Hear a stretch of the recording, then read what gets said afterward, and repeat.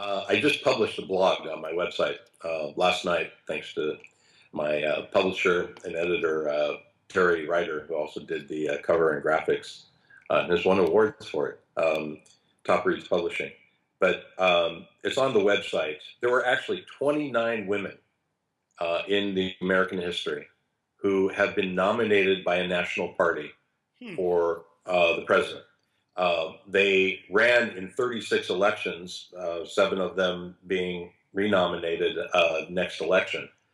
And astonishing to me that the New York Times, of all newspapers, or the AP, would say that Hillary is the first nominee. What you said is correct. She is the first, presumptively, she may become the first nominee of a major two-party system party, okay? But there were 29 predecessors, heroic women, and I actually published all their names and the dates that they ran to give them proper recognition. I hope and sort of implore Hillary Clinton to acknowledge these people during her campaign and acknowledge that it's a long path. In Victoria's day, it was so audacious and so unheard of.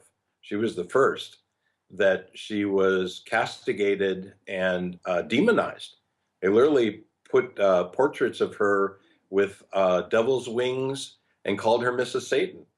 And they invited her fairly rudely to spend election day and night with her family in one of the worst prisons in Manhattan, the Ludlow Street Jail, which was affectionately known as the Dungeons.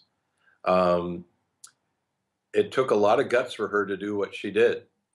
The fun question is, who is she more like in today's political arena? Because everyone would think Hillary, but it's not true. Victoria published in her newspaper the first edition in America of the Communist Manifesto, Karl Marx. She was an incredible progressive and radical iconoclast.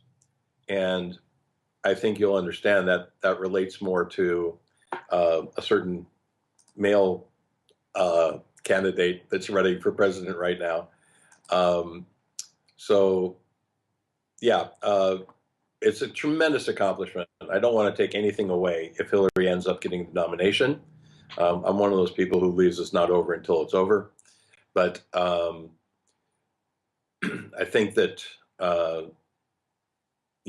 there's a lot of comparison.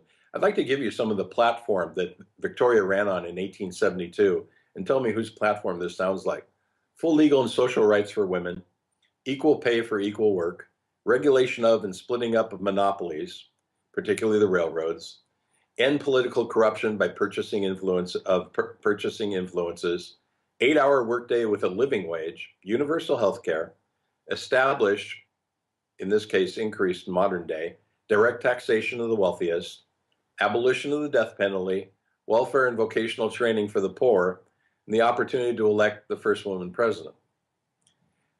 That sounds like the modern day platform of one of the candidates. And I don't think it's Hillary. The only thing missing is prevention of fracking, but there wasn't any such thing in 1872.